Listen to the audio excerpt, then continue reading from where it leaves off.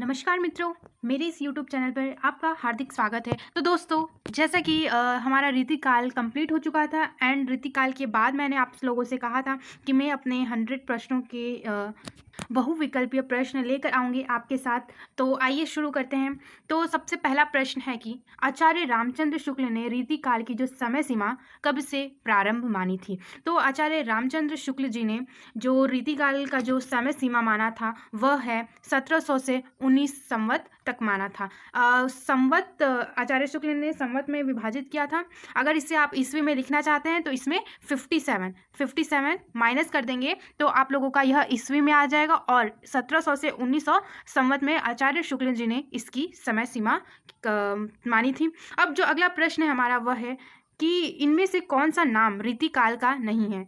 तो जैसा कि ऑप्शन में है उत्तर मध्यकाल, श्रृंगार काल, अलंकृत काल, पूर्व मध्यकाल। तो दोस्तों, जैसे कि भक्ति काल को 2 विभागों में बांटा गया था। पहला है पूर्व मध्यकाल, जो हमारा मध्यकाल है उसे भक्ति काल और रीतिकाल में बांटा गया था, और जो हमारा उत्तर मध्यकाल है वह रीतिकाल के नाम से जाना जाता है और पूर्व मध्यकाल हमारे भक्ति काल के नाम से जाना जा सकता है।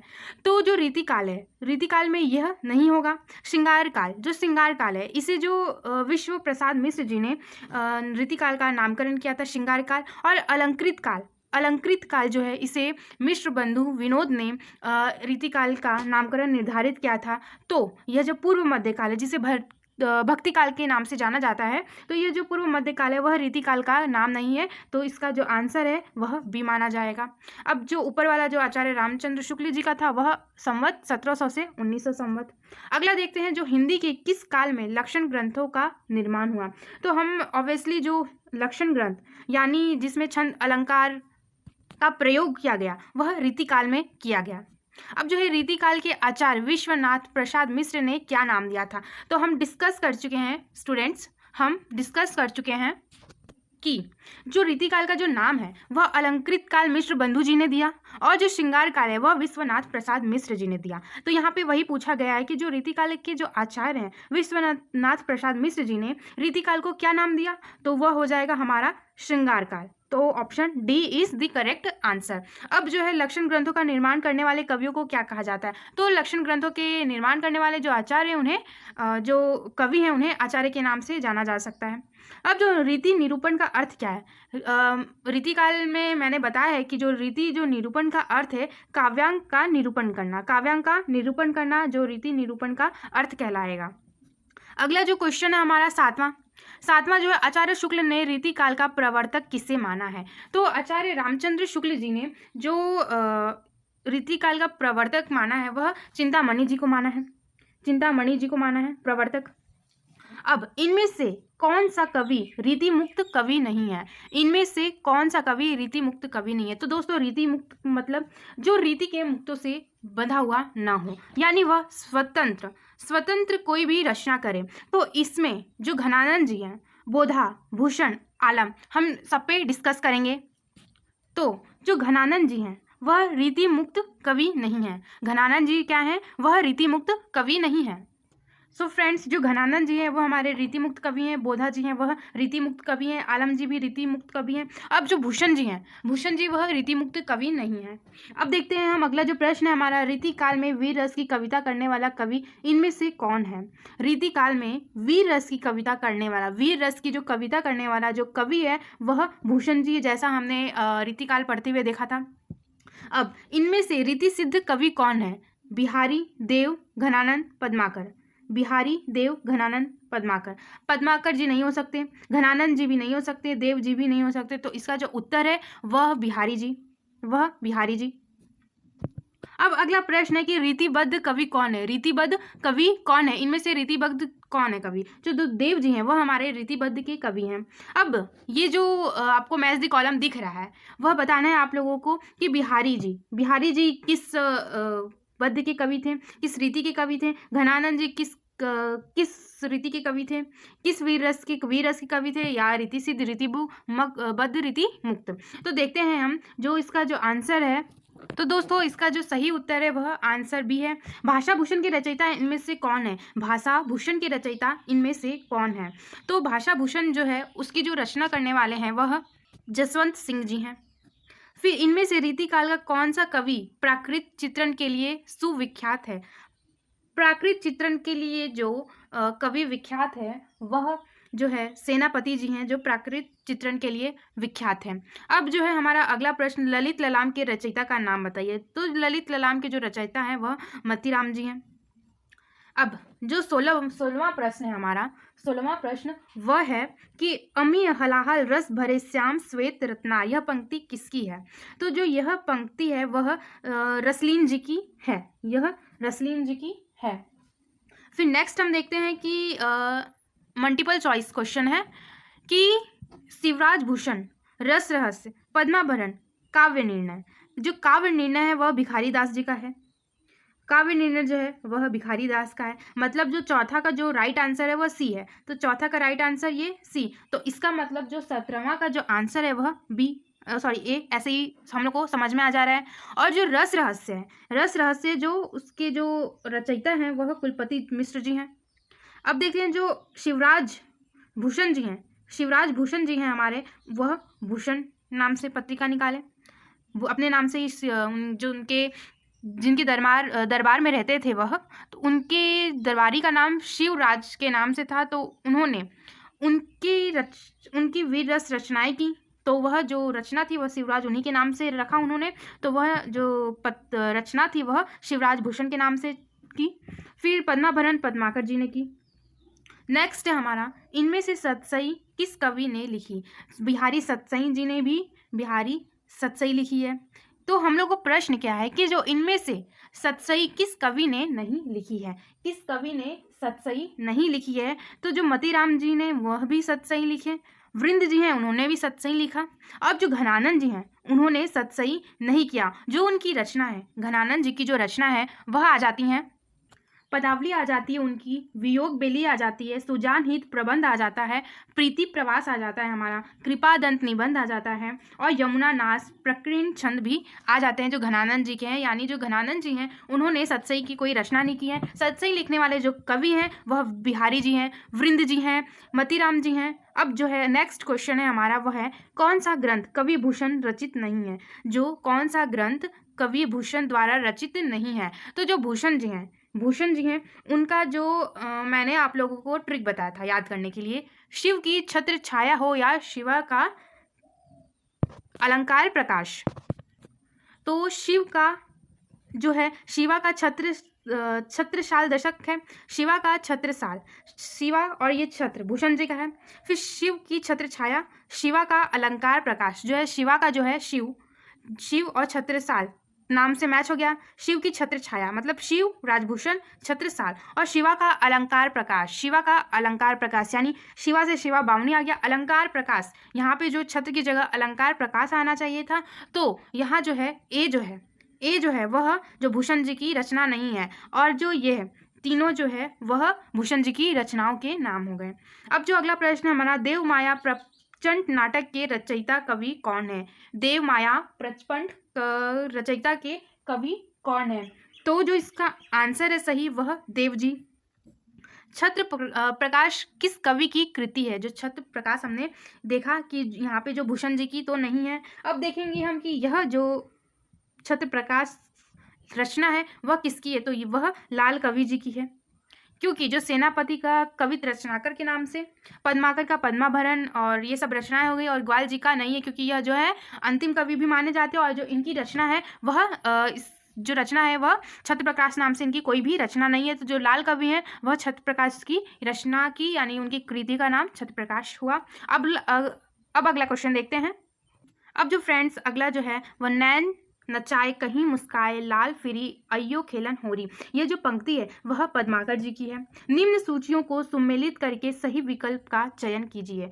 तो इसका जो सही चयन करना है हमें, तो जो इसका जो आंसर है वह देखते हैं। जो ग्वाल कवि हैं, ग्वाल कवि जो हैं उनकी जो अंतिम रचना की कवि भी इनको कहा जाता है, पद्माकर बोधा देव। अब बोधा जी से हम पता कर लेते हैं, जो बोधा जी की जो रचना है वह है विरह वारिश। तो 3 का डी हो गया, 3 में डी देखते हैं तो ए का भी हो गया, सी का भी हो गया। फिर अगला हम नेक्स्ट देखते हैं एक और, तो जो देव जी जो हैं वह जो उन्होंने रचना की वह भाव विलास के नाम से की। तो चौथा का सी देखते हैं, चौथा का सी, यानी जो सी हमारा करेक्ट आंसर है, जिसका जो पहला ग्वाल कवि जी का हमीर हट हो गया और पद्माकर जी का जग विनोद हो गया, यह सही सुमेलित है। अब अगला प्रश्न देखें तो इनमें से कौन सा कथन असत्य है? जो बिहारी सतसई में 713 दोहे हैं, यह जो कथन है सत्य है एकदम। भूषण जी जो है रीतिबद्ध कवि हैं, रीतिबद्ध कवि भूषण जी को कहते हैं। अब घनानंद की प्रेमिका का नाम सुजान था, सुजान जो है वह घनानंद जी की प्रेमिका का नाम था, यह भी सही है। और केशव रीतिकाल के प्रवर्तक हैं, केशव जी हैं वह जो रीतिकाल के प्रवर्तक नहीं है, क्योंकि जो मतीराम ने कहा, सॉरी आचार्य शुक्ल जी ने कहा था कि जो चिंतामणि जी हैं वह रीतिकाल के प्रवर्तक हैं, तो केशव जी तो हो नहीं सकते, तो केशव जी का जो ये वाला जो कथन है वह असत्य कहलाएगा। अगला प्रश्न देखते हैं कि भवानी विलास किस कवि की रचना है? तो भवानी विलास सिंपल सा है कि जो भवानी विलास है वह देव जी की रचना है। इनमें से कौन सी रचना मतीराम की नहीं है? इनमें से कौन सी रचना मतीराम की नहीं है? इससे पहले जो चिंतामणि का मैं ट्रिक मैंने याद करवाया था आपको, कवि कल्प का काव्य विवेक हो या सिंगार रस मंजरी का काव्य प्रकाश, तो छंद प्रकाश, सॉरी, तो जो यह चिंतामणि की कृति भवानी विलास से तो नहीं हो सकती। और दिग्विजय जो है, जो उनकी जो रचना है, तो उनकी जो रचना है अधिकतर सिंगार पच्चीसी, सिंगार बत्तीसी, सिंगार अलंकारिकता इसी नाम से है, तो यह जो है कि इनकी नहीं हो सकती। फिर अगला क्वेश्चन देखते हैं हम कि इनमें से कौन सी रचना मतीराम की नहीं है? तो जो रसिक प्रिया है, रसिक प्रिया जो है वह केशव प्रिया जी का है, और रसिक प्रिया कवि प्रिया हो गया वह केशव जी का है, तो यह मतीराम की जो ये रचना हो गई, अलंकार पंचांशिका हो गई, ललित ललाम हो गई।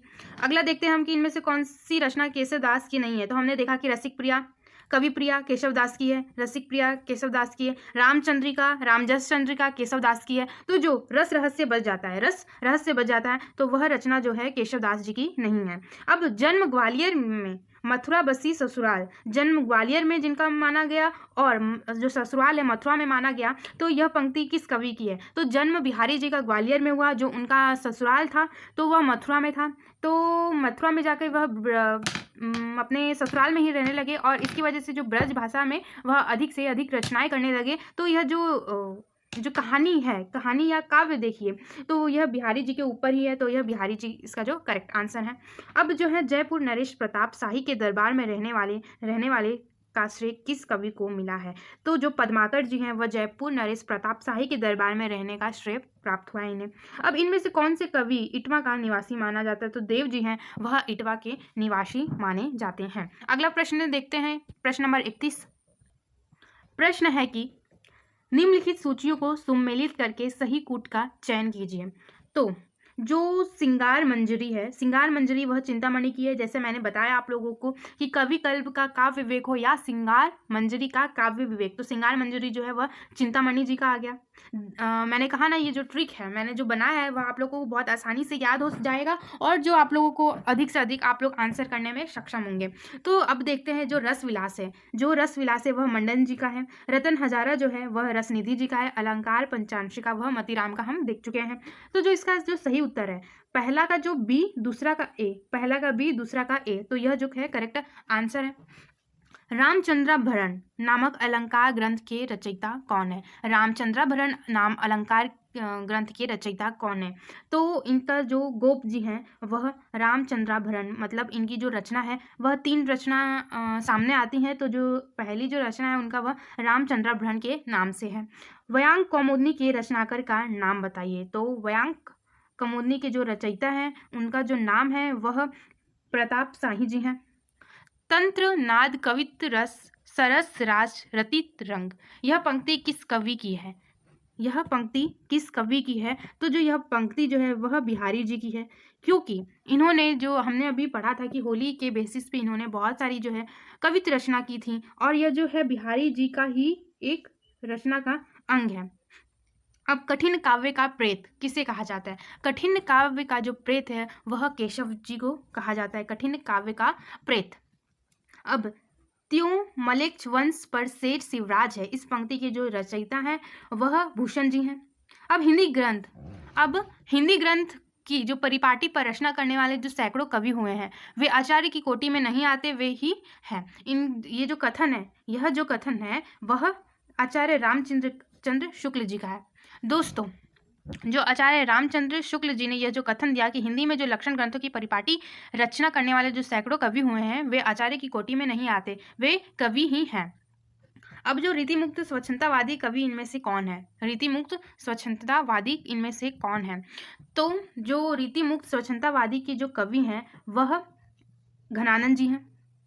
अब लक्षण ग्रंथ का जो अभिप्राय इनमें से क्या है? जो लक्षण ग्रंथ का अभिप्राय इनमें से क्या है? तो हमने जैसा पहले बताया आप लोगों को कि जो लक्षण ग्रंथ जो लिखते हैं उनका एक अभिप्राय होता है काव्यांग निरूपण करना। तो जो इसका उत्तर हो जाएगा वह काव्यांग निरूपक ग्रंथ। अब अगला जो प्रश्न है हमारा वह यद्यपि सुजाति सुलक्षणी सुवर्ण सरस सुमृत भूषण बिनु न विराजई कविता बिन मित। तो यह जो है ज़्यादा से ज़्यादा जो लोग हैं वह भूषण जी के नाम को देख के भूषण पे टिक लगा देते हैं अगर भूषण जी का नाम होता है तो यह बिल्कुल गलत कर रहे हैं। वह ये जो ग्रंथ ये जो रचना है वह केशव जी का है। तो जो नेक्स्ट है वह भानुदत्त की जो रस मंजरी के आधार पर रीति आचार्यों ने किस प्रकार के ग्रंथों की रचना की। तो नायिका भेद जो ग्रंथ है उस प्रकार की रचनाएं की भानुदत्त की जो रस मंजरी के आधार पर। अब जो है रीति काल के जो कवि को आचार्य न मानने का कौन सा कारण इनमें से नहीं है। तो जो ये किसी मौलिक सिद्धांत का आविष्कार नहीं कर सके तो यह बिल्कुल गलत है। इनमें कवित्व शक्ति का अभाव नहीं था। जो कवित्व शक्ति का अभाव था मतलब कमी थी, तो यह सही है। डॉक्टर नागेंद्र ने रीति ग्रंथों को किस प्रकार का आचार्य माना है? तो कवि शिक्षक आचार्य जो डॉक्टर नागेंद्र जी हैं उन्होंने कवि शिक्षक आचार्य के रूप में जो इन आचार्यों को माना, इन रीति ग्रंथकारों को जो कवि शिक्षक आचार्य माना है। अब है अगला प्रश्न हमारा, इनमें से कौन रीतिकाल का कवि नहीं है? जो रीतिकाल का जो कवि है वह बेनी कवि जो हमारे रीतिकाल के कवि है दूल्हा जी भी आ जाते हैं, याकूब खां जी आ जाते हैं। अब जो रसखान जी है वह जो है रीतिकाल के कवि नहीं है। अगला देखते हैं जो नेक्स्ट है वह है इन सूचियों को सुमेलित करके सही विकल्प का चयन कीजिए। तो देव जी, भिखारी दास, चिंतामणि, पद्माकर। जैसे मैंने बताया चिंतामणि का कवि कल्प का काव्य विवेक हो या श्रृंगार मंजरी का काव्य प्रकाश। तो कवि कुल से चिंतामणि का सी आ जाता है। तो सी देखिए कि इसमें है तीसरा का सी, तो जो ए है वह एकदम करेक्ट आंसर आपका मिल गया, आप लोग मिला लें। नेक्स्ट है इत आवती चलित जात उच्च चलित छह सातक हाथिया पंक्ति किस कवि की रचना है? तो ये जो पंक्ति है वह बिहारी जी की है। अब नेक्स्ट देखते हैं इनमें से कवि कौन सी विशेषता सामान्यतः रीतिकालीन काव्य की नहीं है? जो विशेषता है वह राष्ट्रीय भावना, क्योंकि रीति निरूपण चमकदार प्रदर्शन श्रृंगार रस की जो प्रमुखता है वह रीति में तो थी पर राष्ट्रीय भावना का जो है ये वह नहीं था। अब नेक्स्ट देखते हैं बनन में बानन बगरो बसंत है, यह पंक्ति किस कवि की है? तो जो सेनापति जी हैं तो इनकी यह पंक्ति है। नेक्स्ट हम देखते हैं कि नेक्स्ट अगर देखें तो यह जो पंक्ति है रनित भृंग घट्टावली झरित दान मधु नीर में किस ऋतु का वर्णन बिहारी जी ने किया है? तो इसमें जो है वह वसंत ऋतु का वर्णन बिहारी जी ने किया है। तो आप लोगों के 49 और +1 एक और करवाते हैं। इनमें से कौन सा ग्रंथ केशव जी का नहीं है? तो विज्ञान गीता केशव जी का है, भाषा भूषण भी केशव जी का है और विज्ञान गीता केशव जी का है, भाषा भूषण भी केशव जी का है और जहांगीर जस चंद्रिका मैंने बताया, जस चंद्रिका एक और ग्रंथ बताते हुए मैंने बताया था जहांगीर जस चंद्रिका के नाम से जो है ग्रंथ केशव जी का एक है। तो जो रतन भावनी है वह केशव जी का नहीं है। फिर किस कवि की संवेदना को सर्वश्रेष्ठ माना गया है? तो जो इसका सही उत्तर है वह है केशव जी की जो कवि की संवाद योजना और सर्वश्रेष्ठ माना गया है। तो आप लोगों के जो है रीतिकाल से संबंधित 50 प्रश्नों को हमने कराया। आई होप आप लोगों को ये वीडियो अच्छा लगा होगा। अगर अच्छा लगा है तो लाइक एंड सब्सक्राइब शेयर ज़रूर करें। Thank you for watching my videos. Thank you.